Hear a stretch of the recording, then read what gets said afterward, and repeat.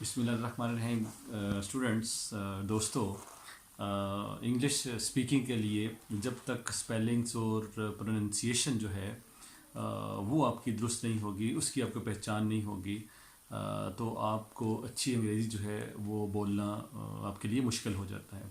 लिहाजा अंग्रेज़ी जो एक्सेंट है, उसकी जो प्रोनंसिएशन है, उसके ऊपर और जो अल्फ़ाबेट की साउंड्स हैं उसके ऊपर आपको फोकस करना जो है वो बहुत लाजमी है।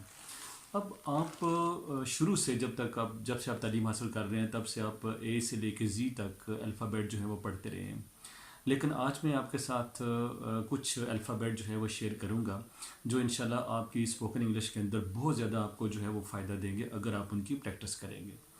हमारे पास जो ए का अल्फ़ाबेट है वो अल्फ़ को शो करता है, बी जो है वो बे को शो करता है, सी के लिए दो हमारे पास उर्दू के हरूफ तहज्जी हैं, एक सीन है और एक काफ है।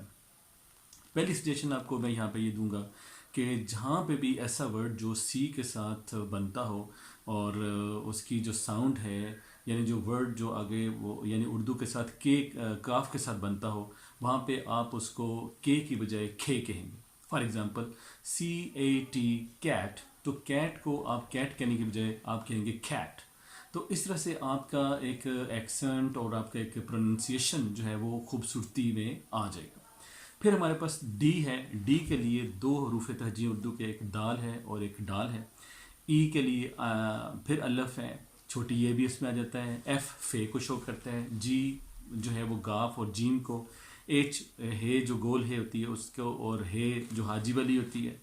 आई जो है वो ई और आई को, और जे जो है वो जीम को, और के जो है वो काफ को, काफ किताब वाली को। दूसरी सजेशन यहाँ पे आपको मैं के की दूंगा। जो वर्ड भी के के साथ इंग्लिश का बनता होगा आप उसको के की बजाय आप खे कहेंगे। जैसे KITE काइट है तो काइट को आप खाइट बोलेंगे। तो पहला मैंने वर्ड आपको बताया कैट, फिर आपको बताया खाइट।